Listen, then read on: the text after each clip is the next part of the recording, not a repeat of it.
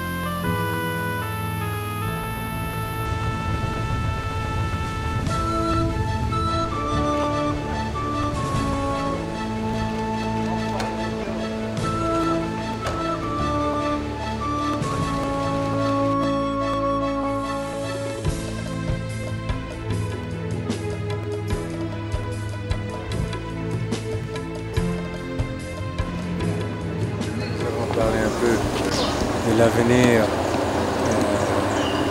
dans le développement de Madagascar et ce que nous pouvons peut-être contribuer, en particulier dans le domaine de l'agriculture, dans le domaine du microcrédit.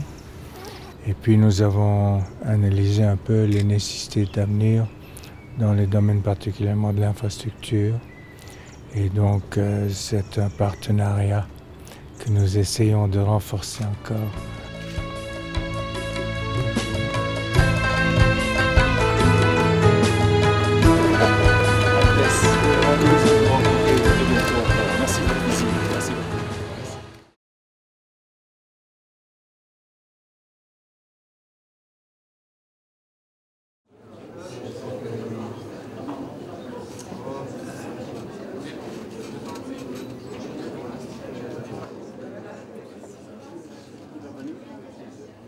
Son Altesse, honorables invités, l'honneur m'est choix de vous souhaiter la bienvenue en terre malgache, au nom de son Excellence M. Marc Ravalman, président de la République et du gouvernement et du peuple malgache, et aussi de vous présenter nos chaleureuses félicitations pour votre jubilé d'or marquant le 50e anniversaire de votre accession à l'imama. Au plan religieux, notre époque est marquée par des mouvements dans des sens contraires, sécularisme accru dans certaines parties du monde et religiosité accrue dans d'autres. Aussi, votre attitude de chef spirituel tolérant, modéré et respectueux des autres est-elle précieuse. Le monde, en effet, a besoin de leaders capables de témoigner par leurs paroles et leurs actes que les religions peuvent être une force pour la paix, la justice, les valeurs éthiques communes et le développement. Son Altesse, la communauté ismaélite à Madagascar est modeste en nombre, mais très importante au plan de la présence économique. Elle est bien intégrée dans la société malgache et laborieuse et réussit merveilleusement dans les affaires. Je tenais tout d'abord, et tout particulièrement, à vous remercier pour l'invitation que vous m'avez adressée au nom du Président de la République et du gouvernement malgache, ainsi que pour l'accueil chaleureux et l'hospitalité si caractéristique du peuple malgache que vous m'avez réservé. Cela me va droit au cœur. Je voudrais également vous dire combien vos mots me flattent et m'honorent, tout autant qu'ils honorent ma communauté. C'est en 1956, il y a 50 ans, que pour la première fois j'ai mis les pieds sur le sol malgache. Parmi les visites effectuées depuis, celle-ci revêt un caractère particulier et symbolique pour moi et ma communauté. Je célèbre en effet l'année de mon jubilé d'or et je vous remercie de vos félicitations à cette occasion. Et je vais visiter tous les pays chers à mon cœur et ayant une signification particulière pour les Ismaéliens et moi-même. La communauté ismaélienne implantée à Madagascar depuis une centaine d'années s'est fortement impliquée dans la vie économique et sociale du pays et s'est fondue dans le tissu national pour devenir l'une des nombreuses cultures et traditions qui font la richesse du pays.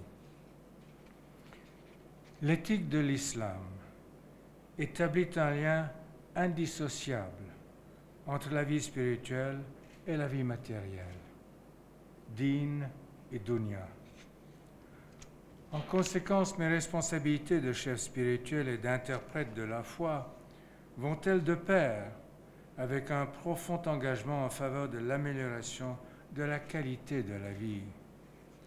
Cette action ne se limite pas à la communauté ismaélite, elle s'étend à tous ceux qui partagent leur vie, que ce soit à l'échelle locale, nationale ou internationale. Notre devoir est de chercher à libérer les hommes de la pauvreté. Et pour moi, pauvreté signifie être sans abri, sans protection, sans accès à la médecine, à l'éducation, au crédit et sans espoir d'autonomie face à son destin. C'est pourquoi, en tant qu'imam des Ismaélis, j'ai considéré qu'il était de mon devoir de relever les défis auxquels ces populations sont confrontées aujourd'hui. J'ai choisi de m'engager dans des projets de développement dans tous ces domaines, par l'intermédiaire d'un groupe d'agences privées connu sous le nom de Réseau Aga Khan de développement, EKDN, un réseau multisectoriel ayant pour but de combattre la pauvreté au service de tous, sans distinction de religion ni d'origine. En mai 2005, avec le soutien du gouvernement de Madagascar et des ministres ici présents, nous avons identifié la région de Sofia afin d'y établir un programme de développement rural. Et, Monsieur le Premier ministre, vous avez bien voulu vous y référer. Ce programme, utilisant des méthodes novatrices, notamment dans la formation des paysans, a permis de doubler le rendement à l'hectare de la production risicole et bénéficie d'ores et déjà à près de 10 000 agriculteurs participants.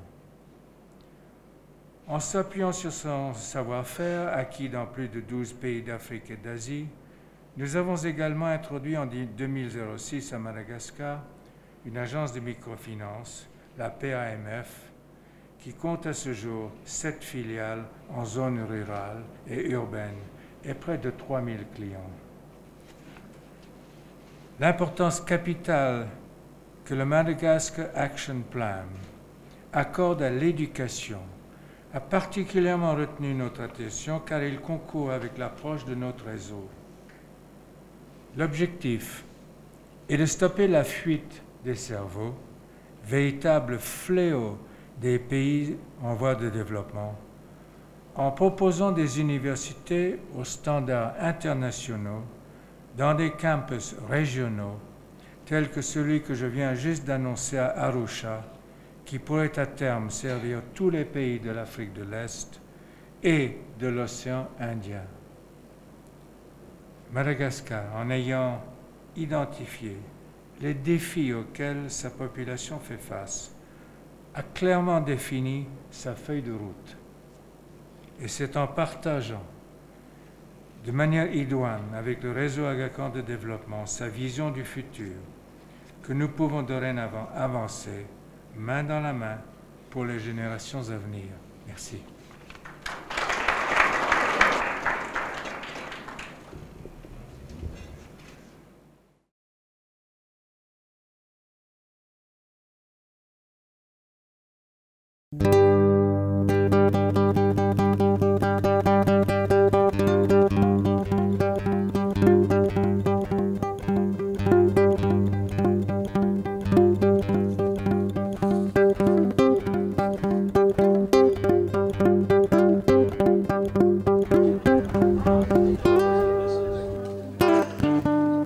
La région de la Sofia est la plus oubliée, peut-être, si je peux dire. On ne trouve même pas des organisations internationales. Donc la Fondation Aga Khan était vraiment souhaitée par la population. Au démarrage de ce programme, c'était mai 2005. La production dans la région de Sofia était de 1,7 tonnes par hectare.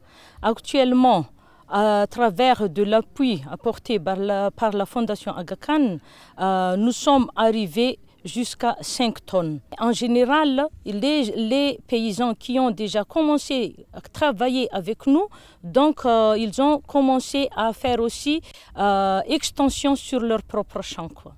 Vu l'existence de l'ACAM dans la région, donc l'ACAM propose des prêts groupés pour les riziculteurs pour financer leur reste de terrain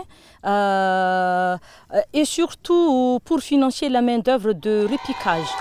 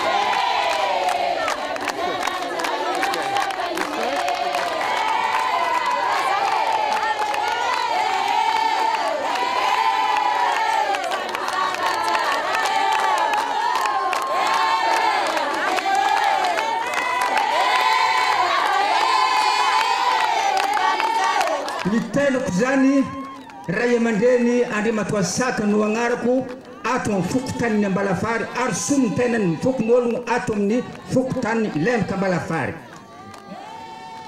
Faly mirahabanareo ny tenanay noho ny fahatongavanareo ato amin'ny lemaka Ambalafary aminay zao.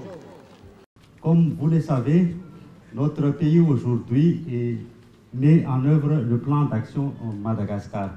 Et ce plan d'action prévoit de doubler ou de tripler la production alimentaire dans un délai très court pour que notre producteur ou pour que le peuple malgache soit rassasié. L'impact du projet ou la contribution du projet de la Fondation Aga Khan dans cet objectif n'est pas négligeable. Par le renforcement des capacités des producteurs, par l'approche participative aux recherches appliquées de la gestion intégrée du riz ou la PRAGIR qu'ils appliquent ici dans cette région, on a pu doubler ou même tripler la production des paysans dans certains endroits. L'impact du volet microfinance commence aussi à porter son fruit actuellement et permettez-moi, Son Altesse, de vous exprimer le souhait du gouvernement d'étendre dans une échelle encore plus grande les activités du projet et pourquoi pas dans d'autres régions et dans d'autres domaines. Son Altesse, au nom du ministère de l'Agriculture, de l'Élevage et de la Pêche et du gouvernement, nous vous exprimons notre profonde gratitude d'avoir visité pour la 3e fois Madagascar et d'avoir visité cette région. Vive la coopération Fondation Aga Khan avec l'État malgache. Mesdames et messieurs, je vous remercie.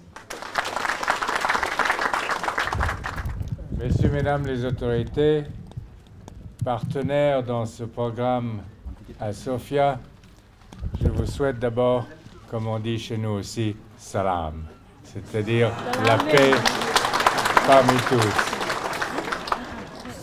Je voulais profiter de cette occasion pour vous remercier. Remercier le gouvernement du Madagascar, les autorités locales, la population locale, parce que vous avez fait confiance à la Fondation pour créer un partenariat. Ce partenariat est extrêmement important, dans le sens qu'il espère avoir un impact sur la qualité de vie de la population de Sofia. Et c'est également une opportunité pour la Fondation d'apprendre quelles sont les nécessités des populations rurales du Madagascar, d'en tirer des leçons et de pouvoir, j'espère, appliquer ces leçons à d'autres zones du Madagascar et à d'autres populations rurales d'Afrique. La Fondation s'est engagée avec vous. Et cet engagement est un engagement d'apprentissage pour la Fondation, puisque nous n'avons jamais eu d'activité auparavant dans les zones rurales du Madagascar. Cet apprentissage a déjà démontré des résultats. Et pour la Fondation, c'est un bonheur énorme de pouvoir voir quels sont les résultats que vous avez obtenus. D'abord, je voudrais vous confirmer que la Fondation souhaite élargir ses activités dans la région et faire bénéficier d'autres populations rurales du Madagascar de ce que nous avons appris ici. Mais nous voulons étendre nos activités à différents domaines, dans la santé, dans l'éducation et dans l'habitat. Et je souhaite que dans les années à venir, nous puissions faire grandir notre partenariat pour avoir un impact encore plus large sur la qualité de vie des populations de Sofia et ailleurs. Le microcrédit. Le microcrédit doit être soutenu, élargi, développé, et il doit vous apporter de nouveaux soutiens dans de nouvelles activités, dans la santé, dans l'éducation, dans le commerce, dans l'infrastructure. Donc, je regarde vers l'avenir avec une très grande confiance. Confiance parce que ce partenariat auquel vous avez bien voulu vous joindre est en train de se révéler comme un partenariat victorieux. Et je crois que dans la victoire, nous pouvons tous être très très heureux. Et je vous en félicite et je vous remercie.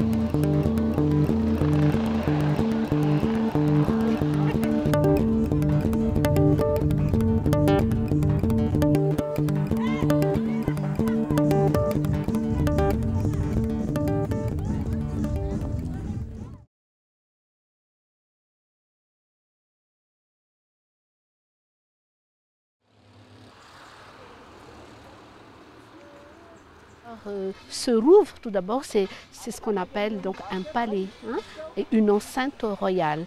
Rouvre, ça veut dire enceinte, et dans tout Madagascar, il en existe plusieurs. Celui-ci, qu'on nomme Rouva d'Antananarivo, c'est parce que dans la région des Hautes-Terres, en Imerne, il y en avait 12 collines sacrées. Et le Rouva d'Antananarivo fait partie de ces 12 collines sacrées instaurées par le roi Anjanapunmern, qui est en fait le grand roi qui a commencé à unifier le pays.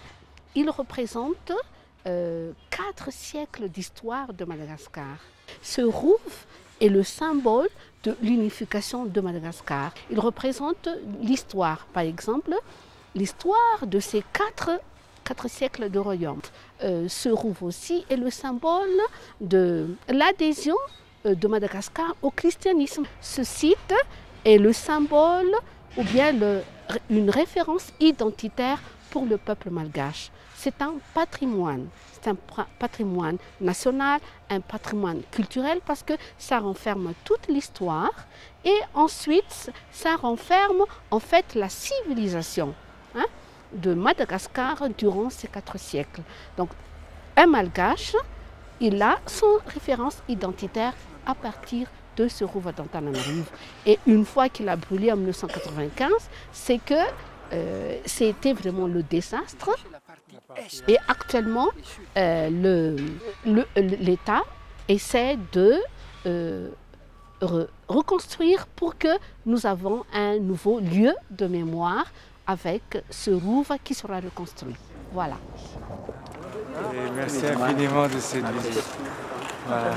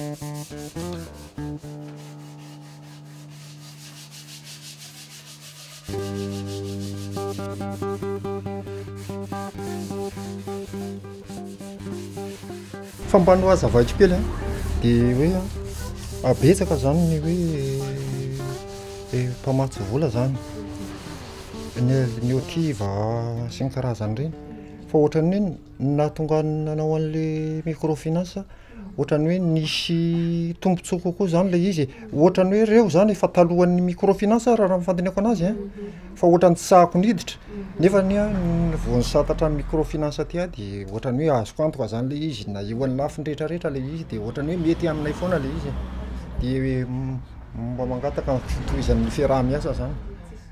Ny fianakaviana aloha zay fa manana ohatrany anona zao ny ankonanay zao dia izy zao roa ny zanany ny ralako aty dia ny ako roa ny zanako zany hoe efa mianaka zany zay raha marina ny hoe izy efa mianaka ny eo amin'ny trano dia efa mianaka dia tena hoe mieritraika tsara mihitsy satria hitanao hoe ny fiainana amin'izao hoe be dia be ny zavatra tsy maintsy saninao mitokantrano ny fianaran'ny ankizy ny zavatra rehetra zany dia hita hoe zay mihitsy zany le tena hoe nanome solution mihitsy le famatsinan'le vola satria nahavita ny zavatra rehetra tokony natao.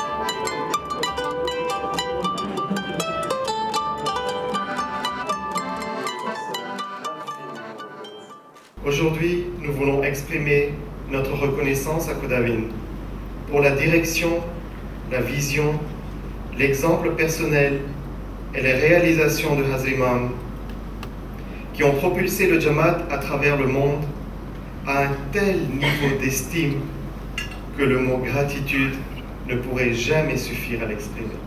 Combien de fois avons-nous personnellement vécu cette extraordinaire expérience? Toutes les fois que nous pensons avoir atteint un but ou un objectif établi, Kodawin nous propose un nouveau challenge.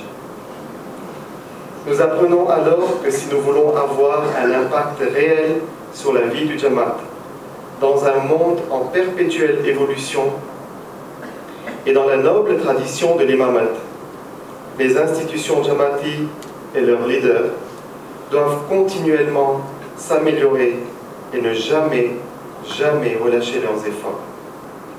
À l'issue de ce mémorable et historique darbar à Madagascar, toutes les institutions et le Jamaat de la juridiction de Madagascar renouvellent à Kodawin leur affectueux shukran. Kodawin, vous avez gâté notre Jamaat et nous vous en sommes infiniment reconnaissants. Afin de marquer cette occasion historique du dîner institutionnel Jamaati lors du Golden Jubilee, Hazimam, nous demandons respectueusement votre permission pour vous offrir un petit souvenir de la part du leadership de Madagascar.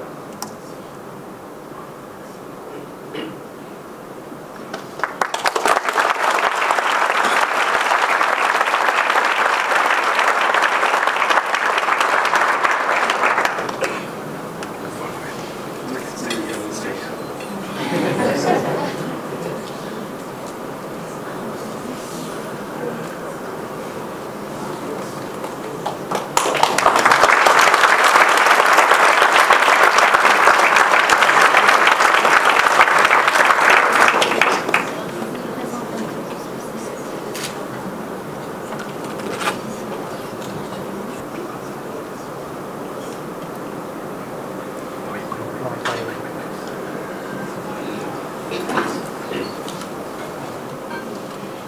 chers enfants spirituels, vous m'avez gâté. Vous m'avez gâté en me recevant d'une manière merveilleuse ici au Madagascar. Et depuis le moment où j'ai atterri jusqu'à ce soir, ça a été une gâterie sans fin. Et je voulais vous remercier de tout ce que vous avez fait pour rendre cette visite si heureuse pour moi. Et en me donnant ce cadeau merveilleux, en me rappelant qu'en fin de compte, c'est ce que nous souhaitons, c'est de danser dans la vie. C'est d'être heureux. Et j'espère que vous êtes heureux, que moi je suis heureux, à l'occasion de ce jubilé d'or. Le président vous a dit que j'étais, et il n'a pas utilisé le mot, mais c'était clair, que j'étais exigeant.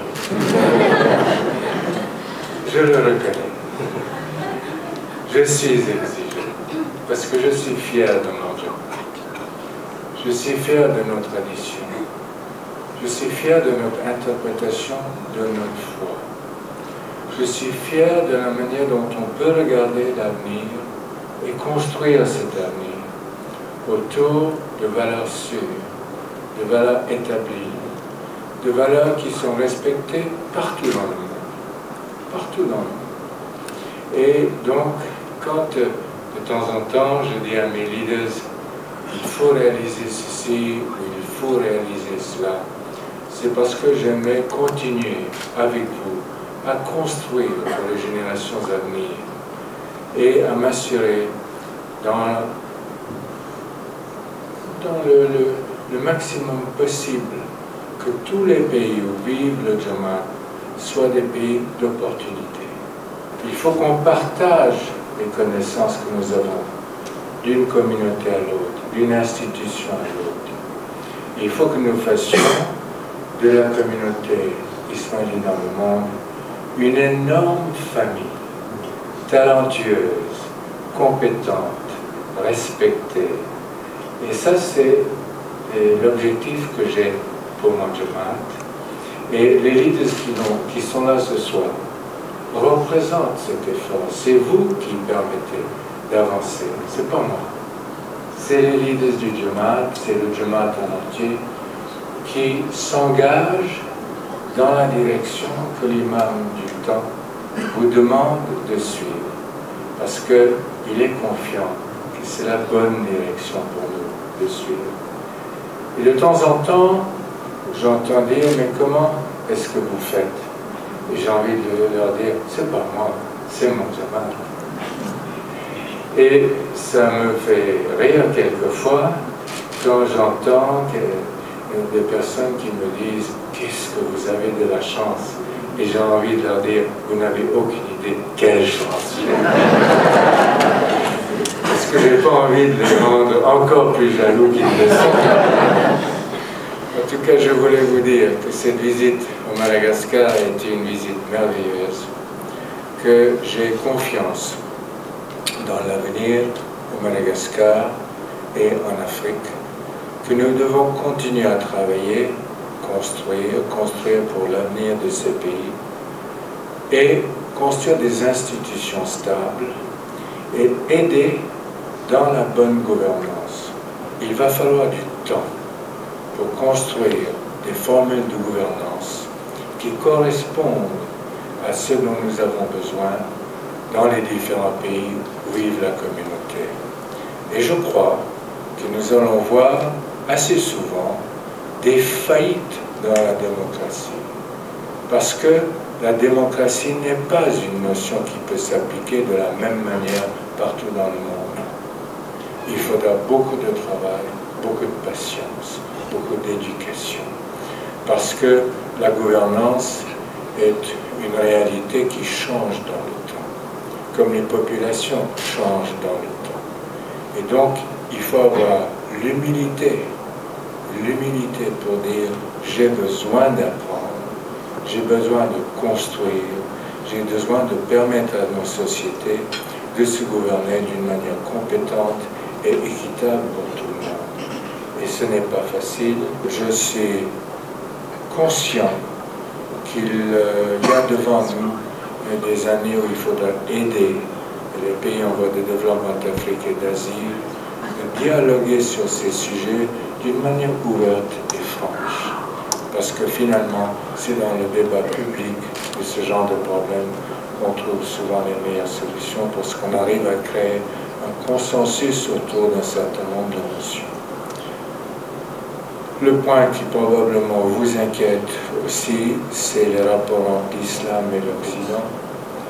J'en suis très conscient. Les rapports entre différentes interprétations de l'islam, je ne veux pas entrer dans les détails ce soir. Je vous assure que je suis ça de très très près. Et je crois que nous n'avons aucune raison de changer les lignes directrices qui sont les nôtres. Suivons les lignes directrices qui sont les nôtres. Elles sont légitimes, elles sont intelligentes, et je pense qu'elles ont fait leur preuve dans le temps. Bon, je vous souhaite des années de bonheur et de succès dans tout ce que vous faites, et je vous exprime toute ma gratitude pour la contribution que vous avez faite, que vous continuerez à faire pour la qualité de vie des populations des pays où vous vivez et du Jamaat. Et de loin, je regardais ce que vous faites. Mais attention, j'écoute. J'écoute et j'essaie de comprendre les problèmes que vous avez à traiter. Bonne soirée.